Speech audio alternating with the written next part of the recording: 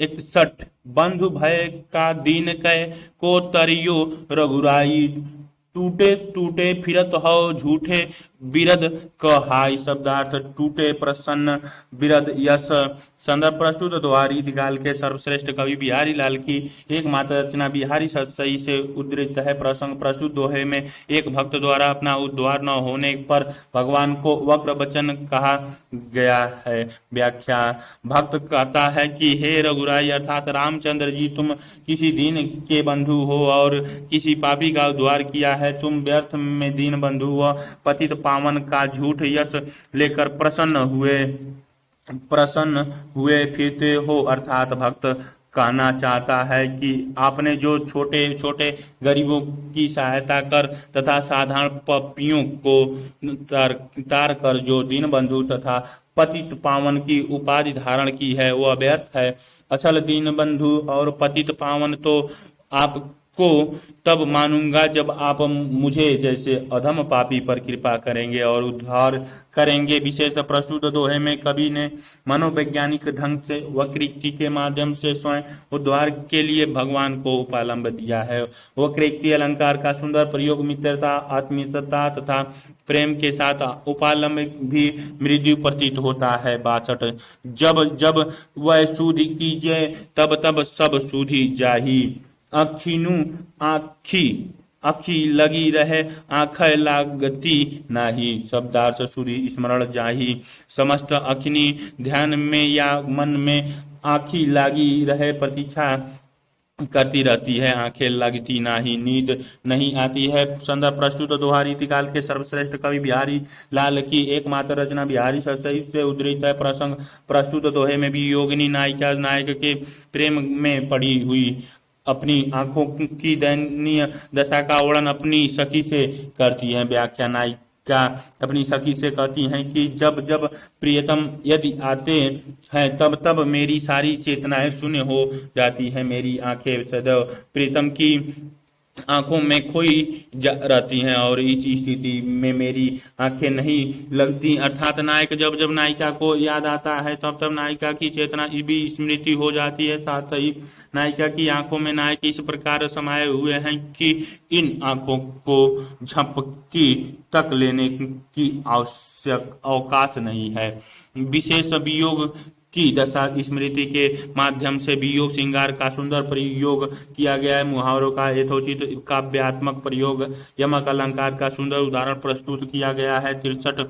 कौन सुने कासो काहो सुरती बिसारी नाही, नाय बदबदी ज्यों लेत है ये बदरा बदराह।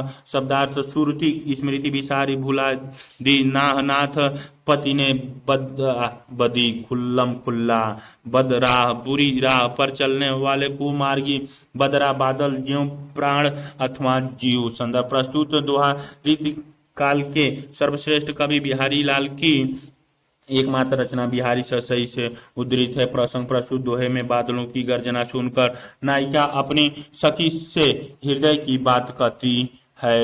व्याख्या। नायिका कहती है कि हे सखी, मेरे स्वामी ने तो प्रेम की सभी स्मृतियों को स्मृति कर दिया है जिस पर वे कुमार्गी बादल प्रेम प्राण लेने पर उतारू हैं।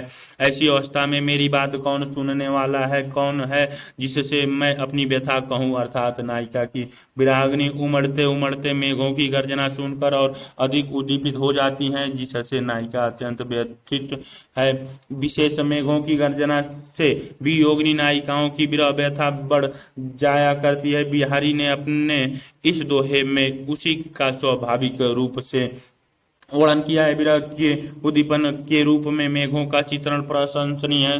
श्लेष्म व यमक अलंकार का सुंदर समायोजन है।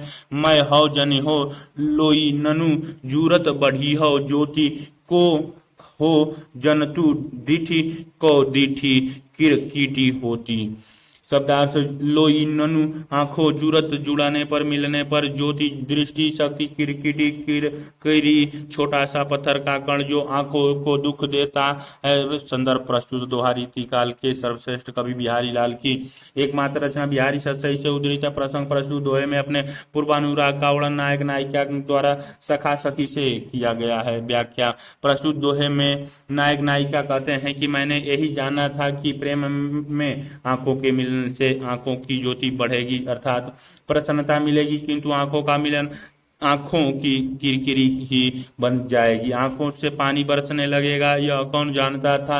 अर्थात प्रेम बाहर से देखने पर जितना सुंदर और सुखदायी प्रतीत होता है, वास्तव में वह वैसा होता नहीं है। प्रेम में पड़कर प्रेमी प्रेमिका को अनेक कष्ट सहने पड़ते हैं।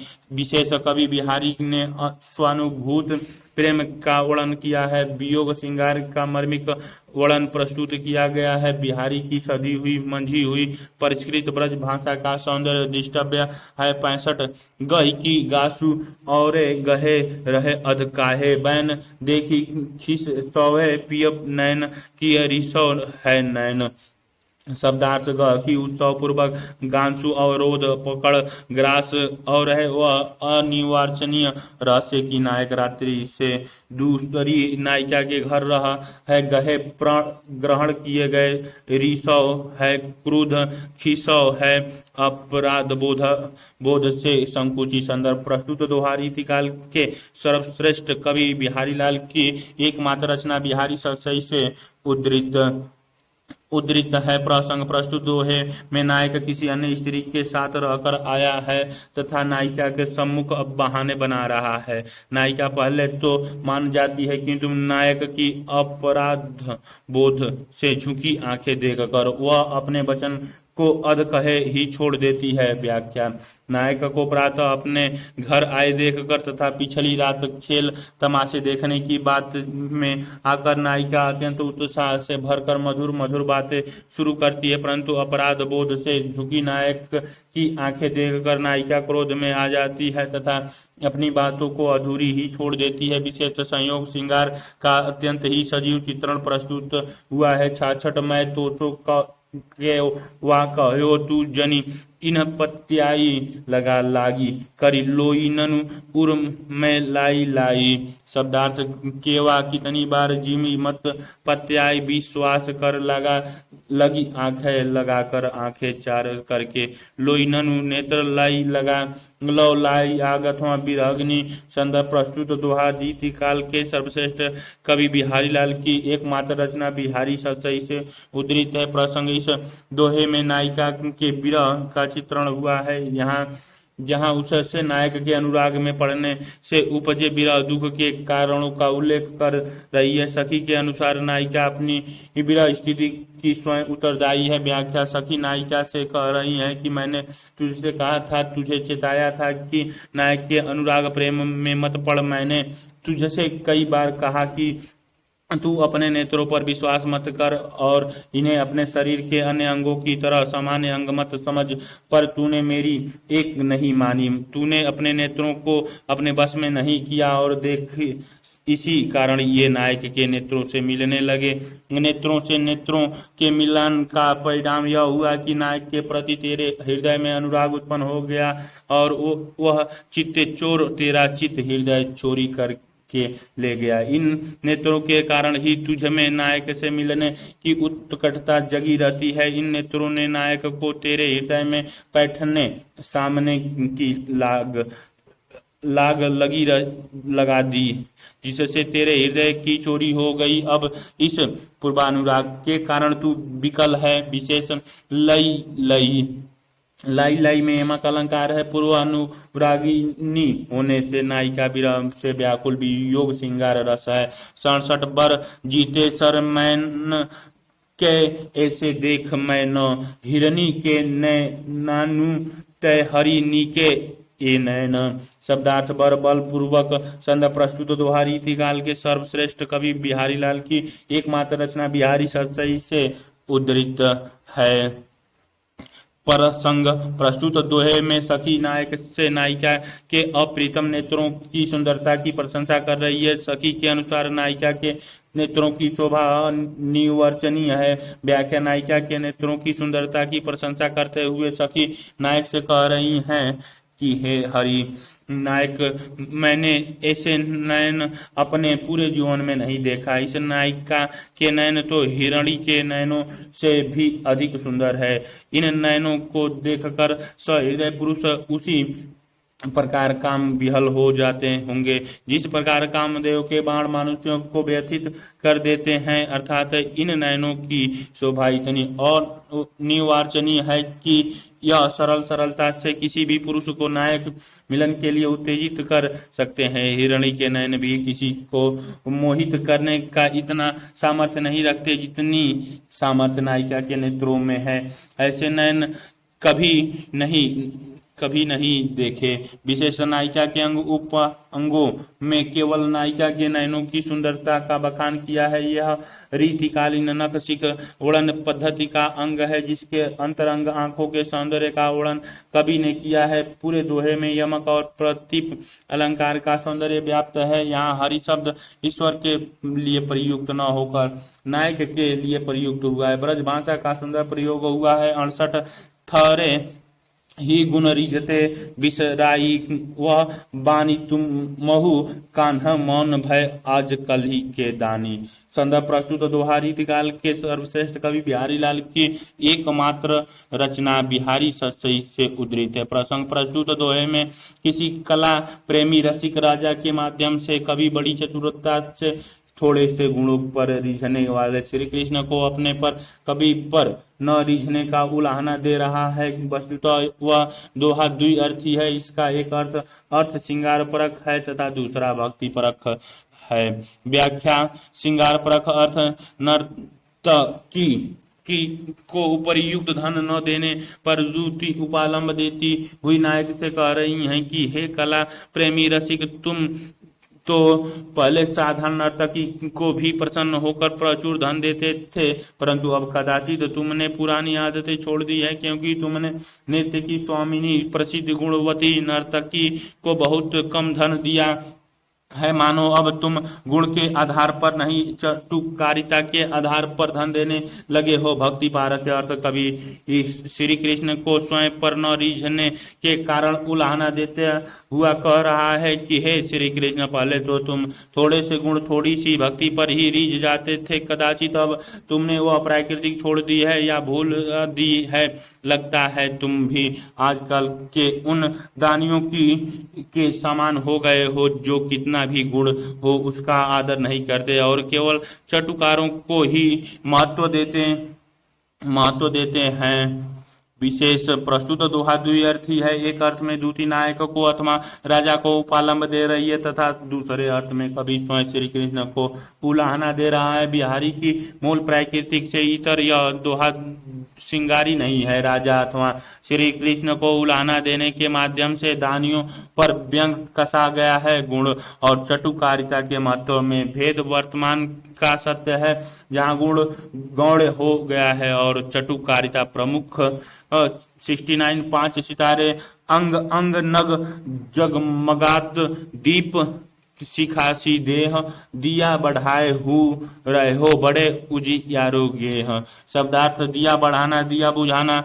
संदर्भ प्रस्तुत दोहा रीतिकाल के सर्वश्रेष्ठ कवि बिहारी लाल की एकमात्र रचना बिहारी सतसई से उद्धृत है। प्रसंग प्रस्तुत दोहे में नायिका के सौंदर्य का वर्णन दूती सखी नायक से कर रही है। इस दोहे में नायिका के रूप की आभा मूल रूप से व्यंजित हुई है। व्याख्या सखी नायक से कह रही है कि नायिका ने नग जड़े हुए आभूषण धारण कर रखे हैं, जिस कारण उसकी देह आभूषणों में जड़े हुए नगों से दीप शिखा के समान दीप्यमान हो रही हैं, जगमगा रही हैं। नायिका की देह की आभा का प्रकाश इतना है कि घर में दीपक बुझा देने पर भी बड़ा प्रकाश रहता है।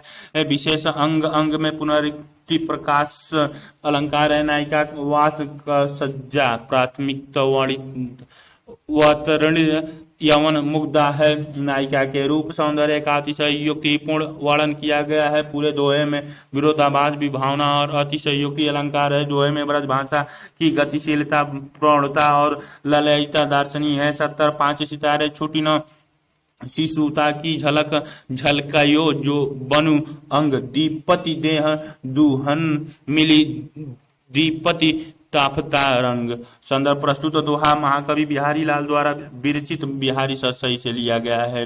प्रसंग 9 यौना नायिका के रूप का वर्णन किया गया है। व्याख्या नायिका ने अभी अभी यौन प्राप्त किया है, इसीलिए उसमें शिशुता की झलक है, अर्थात आचार व्यवहार में छोटे बच्चे सी सरलता है, परंतु उसके शरीर से यौन झलकने लगा है, अर्थात नायिका ने यौन का सौंदर्य प्राप्त कर लिया है। इन दोनों के मिल जाने से नायिका में तपता एक प्रकार के का रेशमी कपड़ा, जिसे बनाने में ताने व बाने में अलग अलग रंग के धागे का प्रयोग होता है, कपड़े की भांति दीप्ति उत्पन्न हो रही है। काव्य सौंदर्य रीतिकालीन श्रृंगार बोध का अभिव्यक्ति हुई है। अनुप्रास अलंकार की छटा विद्यमान है। शब्दों की संगत राशि में बिहारी का कोई जवाब नहीं है। दोहे का एक एक शब्द चुना हुआ है और उसकी जगह दूसरा शब्द नहीं रखा जा सकता है। 71 कब को टेरतु दीन रट होत न श्याम सहाई,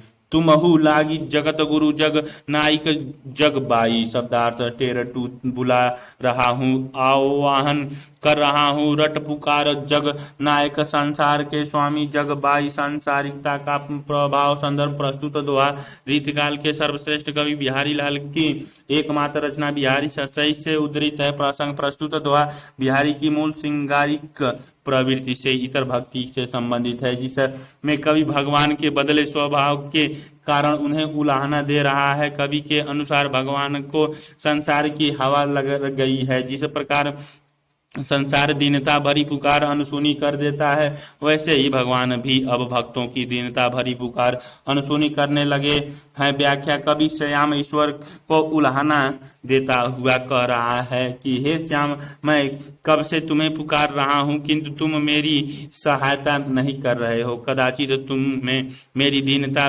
भरी पुकार नहीं सुनाई दे रही है। हे जगत गुरु, मुझे ऐसी आभास हो रही है कि तुम्हें भी संसार की हवा लग गई है। इस निर्दयी संसार की हवा लगने के कारण तुम भी निर्दयी हो गए हो। यह कैसे हो सकता है कि जगत का प्रभाव आप पर पड़ गया है, जबकि आपका प्रभाव जगत पर पड़ना चाहिए। विशेषतः प्रस्तुत दोहा श्रृंगार से इतर अन्य क्षेत्र भक्ति में बिहारी के सार्थक हस्तक्षेप का उदाहरण है। स्वयं को पुकार ईश्वर द्वारा न सुनने पर ईश्वर को उलाहना दिया गया है। एक अन्य दोहे में भी बिहारी ने इसी ईश्वर को उलाहना दिया है। बंधु भय का दीन कै को तरियो रघुराई, टूटे टूटे फिरत है झूठे बिरत कहाई। 72 संकुचित न रहियो श्याम सुनी, ये संत रहो है बैन, देत रचियो हव चित कहे नेक न चौहे नैन। शब्दार्थ सत रोह रोष भरे वैन बचैन रचयो, प्रेम से पल हुआ। संदर्भ प्रस्तुत दोहा रीतिकाल के सर्वश्रेष्ठ कवि बिहारी लाल की एकमात्र रचना बिहारी सतसई से उद्धृत है। प्रसंग प्रस्तुत दोहा कवि ने मननी नायिका और मानी नायक के एक दूसरे से रूठ जाने के कारण सखी द्वारा दोनों का उत्साह बढ़ाने और नायक नायिका को हंसाने के लिए कहा गया है। व्याख्या मननीय नायिका के रूठ जाने के कारण सखी श्याम नायक से कहती हैं कि हे श्याम, तुम नायिका के रोष भरे वचन सुनकर निराश मत हो और निरंतर नायिका को मनाते रहो। नायिका का मान वास्तविक नहीं है, वह केवल मजाक में मान कर रही है। तभी तो वो उसके स्नेह से चंचल हुए नैन तुम्हारे प्रति उसके हृदय में विद्यमान अनुराग को व्यक्त कर रहे हैं। तुम्हारे मनाने से नायिका थोड़ी सी मान चुकी है, तुम कुछ देर और मनाओ तो वह प्रत्यक्ष अभिव्यक्त कर देगी कि वह मान चुकी है। विशेष नायक नायिका दोनों क्रमशः माननीय है। बिहारी की श्रृंगारिक चेतना को इन पंक्तियों में लक्षित किया जा सकता है, जो कि रीतिकाल कविता कि कालीन कविता का मूल स्वभाव है अनुप्रास अलंकार का कुशल प्रयोग, दार्शनीय है ब्रज भाषा का कलात्मक प्रवाहपूर्ण प्रयोग हुआ है। 73 5 सितारे पात्र ही तिथि पयो वाघर के चौपास नीति प्रति पुनियो ही रहे आनन ओप उजास शब्दास पात्र व भयभीत कैलेंडर जिससे पंडित लोक नक्षत्र तिथि मास आदि का पता लगेगा है। चहुपास चारों ओर पुण्य पुणित आनन ओप मुख की शोभा एवं कांति से संद प्रस्तुत दोहा रीति काल के सर्वश्रेष्ठ कवि बिहारी लाल के एकमात्र रचना बिहारी सतसई से उद्धृत है। प्रसंग प्रस्तुत दोहे में यौवन नायिका के शरीर की कांतिक शोभा आदि का वर्णन किया गया। इस दोहे में कवि ने नायिका के नक्शिक वर्णन के प्रसंग में उसके मुख सौंदर्य का वर्णन किया है। व्याख्या नायिका के मुखमंडल की प्रशंसा करते हुए कवि कह रहा है कि नायिका का मुख चंद्रमा के समान है, जैसे चंद्रमा का प्रकाश पूर्णिमा में चारों तरफ फैलता है, उसी प्रकार नायिका के मुख की आभा भी चारों ओर प्रकाश फैला रही है। तिथि जानने के दो साधन है, पहला तिथि पत्र, दूसरा चंद्रमा के उजास होने का समय। नायिका का मुखमंडल चारों ओर इस प्रकार प्रकाश फैला रहा है जैसे पूर्णिमा के चंद्रमा से फैलता है। ऐसा लगता है जैसे नायिका के घर में आसपास प्रतिदिन पूर्णिमा होती है। इसी कारण दिन रात तिथि का पता ही नहीं चलता। तिथि जानने का अब एकमात्र साधन तिथि पत्र ही रह गया है। विशेष इन पंक्तियों में चित्रित नायिका रूपवती पूर्ण यौन नायिका है। नायिका के मुख सौंदर्य का अतिशयोक्तिपूर्ण वर्णन है। यह दोहा रीतिकालीन नखशिक वर्णन पद्धति का परिचायक है, जिसके अंतर्गत बिहारी ने मुख सौंदर्य को केंद्र में रखा है। ब्रज भाषा का कलात्मक और प्रवाहपूर्ण प्रयोग दार्शनिक है। 74 वासी सकोचु 10 बदन वंश साचु दिखावती बालसियल शोधति तनहि लगनी अग्नि की ज्वाल। शब्दार्थ संकोच लज्जा 10 वदन 10 मुख है, जिसके जैसा ऐसा रावण। 10 वदन शब्द में परिरंकाकुर अलंकार तथा शब्द शक्ति उद्भव वस्तु ध्वनि से 10 दिशाओं में 10 दिशाओं से आक्रांत करने वाला यह भाव व्यंग है। लौ भांति लगनी अग्नि प्रेम की अग्नि ज्वाला लपट। संदर्भ प्रस्तुत दोहा रीतिकाल के सर्वश्रेष्ठ कवि बिहारी लाल की एकमात्र रचना बिहारी सतसई से उद्धृत है। प्रसंग प्रस्तुत दोहे में पूर्वानुरागी नायिका की दशा का वर्णन हुआ है। यह कथन सखी नायक से कह रही है। जब नायक नायिका के पास था तो वह संकोच के कारण नायक से अपने प्रेम को छुपाए रही। अब नायक के प्रति उसका अनुराग बढ़ता गया है, जिसे संकोच नहीं दबा सकता। नायक से न मिल पाने के कारण नायिका विरहाग्नि में जल रही हैं।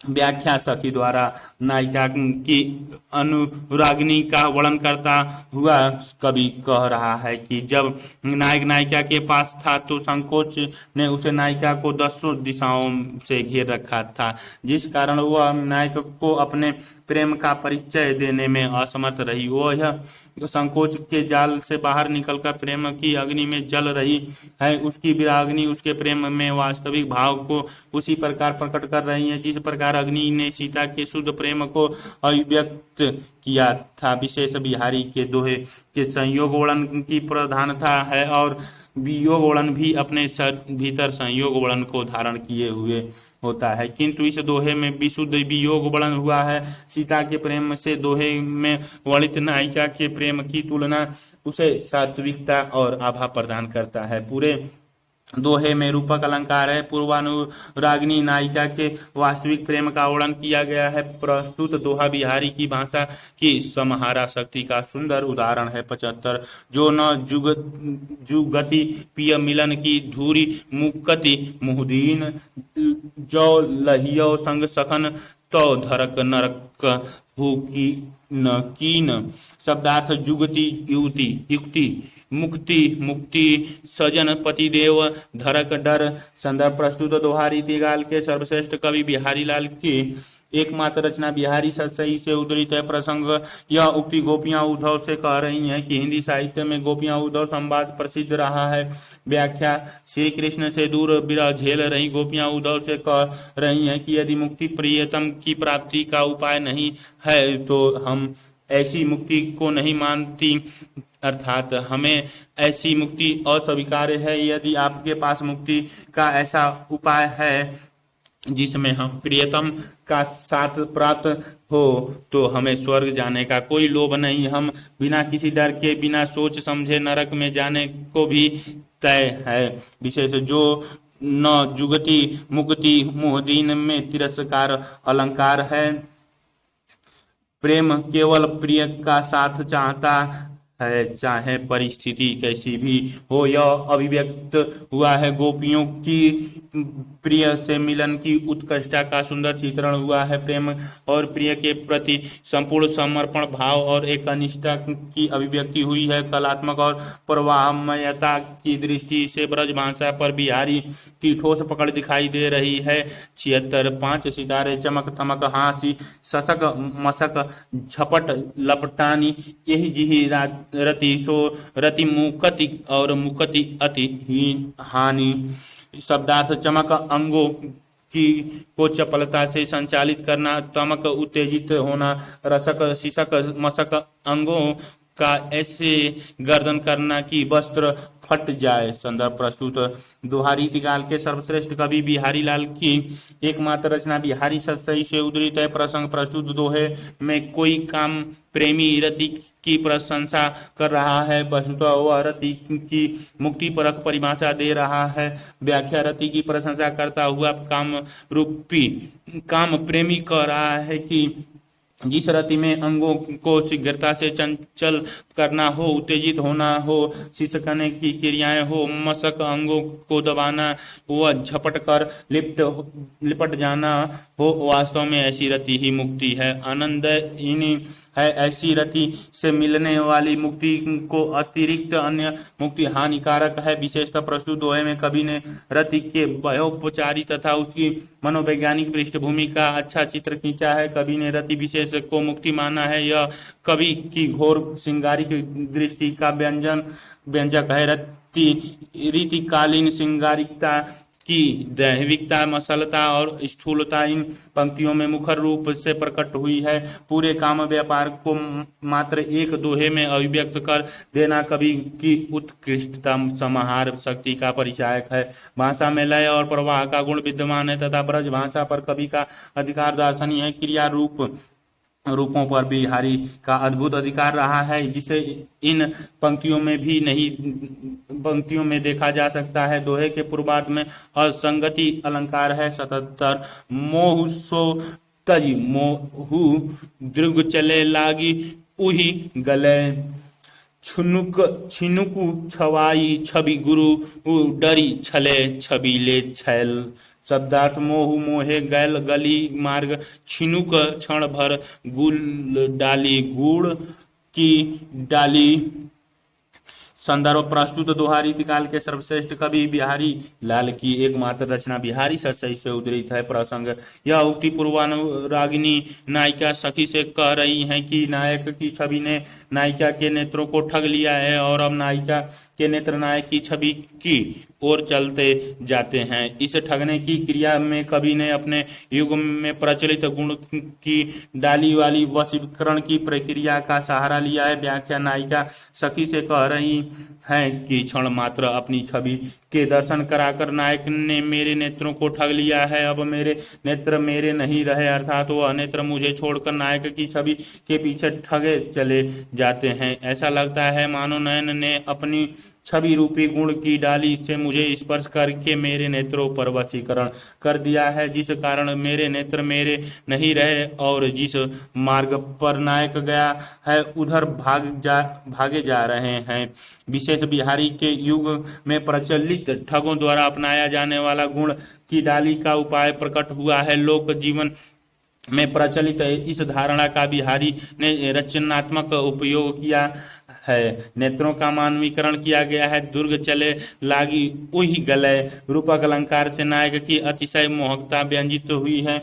नायिका पूर्वानुरागी मुग्धा है। पूरे दोहे में अनुप्रास अलंकार का आकर्षक छटा है। 78 3 सितारे कंज नैनी मंज नु किए बैठी बैरोती बार कंच अंगूरी बीच दठी दय चितवती नंद कुमार। शब्दार्थ कंज नयनी कमल नयनी मंजू न किए स्नान करके वयोरो तिवार बालों को सुलझा रही है। संदर्भ प्रस्तुत दोहा रीतिकाल के सर्वश्रेष्ठ कवि बिहारी लाल की एकमात्र रचना बिहारी सही से उद्धृत है। इस प्रसंग प्रस्तुत दोहे में नायिका की क्रिया विदग्धता का वर्णन सखी से कर रही हैं। नायिका चतुरता से अपने प्रेम भाव को प्रकट कर रही है। वह स्नान करके आई है और अपने बाल झाड़ रही है। बाल झाड़ने के कर्म में वह घर वालों से बात कर रही है। नायक को कनखियों से देखती है। व्याख्या सखी से कह रही है कि कमल से नयनों वाली नायिका स्नान करके आई है और अपने बाल झाड़ रही है। वही उसके पास उसके घर वालों के साथ नंद कुमार नायक भी बैठे हुए हैं। नायिका अपने बालों को उंगलियों से सुलझाने के बहाने बड़ी चतुरता से अपने प्रेम भाव को प्रकट करती हुई नंद कुमार को कनखियों से देख रही है। विशेषतः नायिका क्रिया विदग्धता है क्योंकि वह क्रिया चातुर्य से अपना प्रेम भाव प्रकट कर रही है। नायिका सद स्वनाता भी है। वह अभी अभी स्नान करके आई है। प्रियतम को कनखियों से देखना प्रेमियों की स्वाभाविक सहज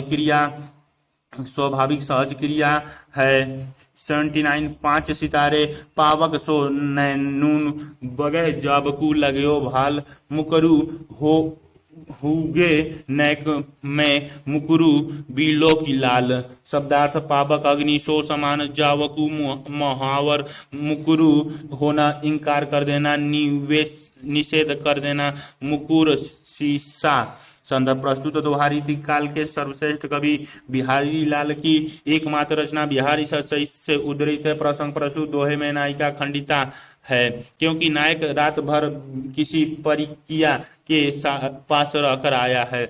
उसके माथे पर महावर लगी है। नायक के माथे पर महावर लगा देख नायिका का हृदय जल उठा है, किंतु वह धैर्य रखकर नायक को दर्पण में माथे पर लगा महावर देखने को कहती है ताकि वह बाद में अपनी बात से न मुकर जाए। व्याख्या नायक के माथे पर लगा महावर देखकर कहती है कि हे लाल, तुम्हारे माथे पर लगा यह महावर मेरे नेत्रों में अग्नि सा लग रहा है। यह मेरे नेत्रों को जला रहा है। तुम अभी दर्पण देख लो, अन्यथा थोड़ी देर में जब वह महावर छूट जाएगा तो तुम मुकर जाओगे और यह कदापि स्वीकार नहीं करोगे कि तुम्हारे माथे पर किसी अन्य स्त्री का महावर लगा हुआ था। विशेष पावक सो नयन भला में असंगति अलंकार है। प्रस्तुत दोहे में नारी स्वभाव का मनोवैज्ञानिक पक्ष उद्घाटित हुआ है। नायिका सोविकिया खंडिता है। दोहे में आए प्रथम मुकुर शब्द का अर्थ मुकुराना, जबकि दूसरे में मुकुर शब्द का अर्थ दर्पण है। 80 रहती नौरन जय शाही मुख लखी लाखनु की फौज जाची निराखरऊ चले लो लाखनु की मौज। शब्दार्थ लाखन किसी सामंत या राजा का नाम अथवा लाखों की संख्या वाला। लाखनु लाखों रुपए, मौज उमंग अथवा उमंग से दिए हुए रुपए। संदर्भ प्रस्तुत दोहा रीतिकाल के सर्वश्रेष्ठ कवि बिहारी लाल की एकमात्र रचना बिहारी सही से उद्धृत है। प्रसंग प्रस्तुत दोहे में राजा जय शाह की युद्ध वीरता और दान वीरता का वर्णन किया गया है। व्याख्या राजा जय शाह की युद्ध वीरता का दान वीरता का वर्णन करते हुए कवि कह रहा है कि लाखों की संख्या वाली सेना भी राजा जय शाह की मुख्य देखकर रणभूमि में नहीं ठहरती थी, अर्थात लाखों की संख्या वाली सेना भी उस समय युद्ध भूमि से पलायन कर जाती थी जब वह राजा जय शाह का मुख देख लेती थी। तात्पर्य यह है कि राजा जय शाह की वीरता उनके मुख मंडल पर इस प्रकार झलकती थी कि कोई उनके सम्मुख आने का साहस नहीं कर पाता था। राजा जय शाह जितने युद्ध वीर थे उतने ही दानवीर भी थे, तभी तो उनसे मांग कर पंडित मुनियों की ही नहीं मुखों निरक्षरों की भी मौज आ जाती थी। वह राजा जय शाह के दरबार से लाखों लेकर ही लौटते थे। विशेष संपूर्ण दोहे में अतिशयोक्ति अलंकार है, दोहे में आए दोनों। लाखुन शब्दों को लेकर टीकाकारों में मतभेद है। मौज अरबी भाषा में तरंग और तथा लहरों को कहते हैं, किंतु यहाँ इसका अर्थ उत्साह या उमंग है।